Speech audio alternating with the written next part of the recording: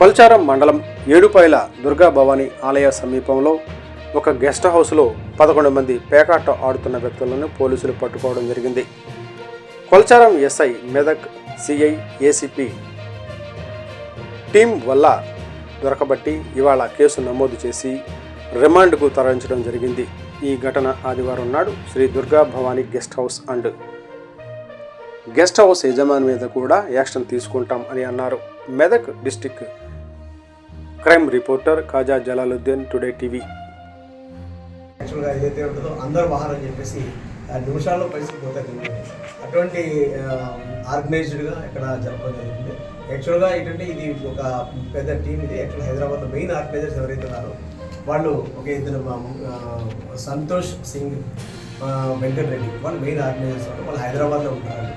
వాళ్ళు ఆర్గనైజ్ చేస్తే ఇప్పుడు లోకల్గా ఈ Sai Gowda guest house incharge Sai Gowda ఎవరైతున్నారో ఆయన్ని కోఆర్డినేట్ చేసుకుంటూ ఇది జరుగుతుంది. యాక్చువల్గా ఈ 11 మెంబర్స్ నేను పట్టుకున్న వాళ్ళ దగ్గర నుంచి ఈ క్యాష్ ఒక 49,190 రూపీస్ రికవర్ చేశాను.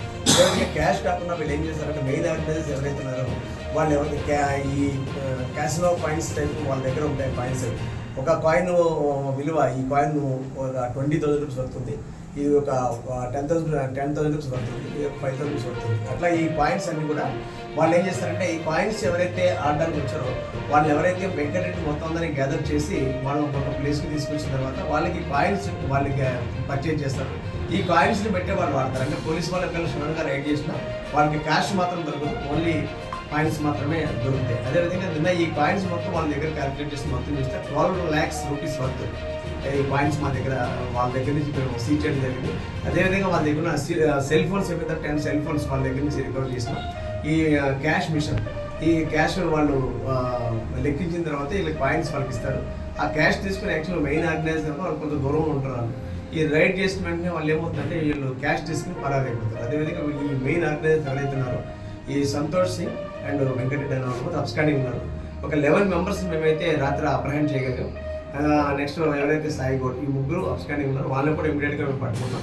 దీంట్లో మేము అందరికీ తెలియజేసింది ఏంటంటే ఇదంతా కూడా వనదుర్గా ఈ ఏడుపాయల ప్లేస్ అనేది చాలా ప్రత్యేకమైన ప్లేస్ ఉన్నది. అందరు విజిటర్స్ అందరూ వస్తుంటారు. అక్కడికి ఈ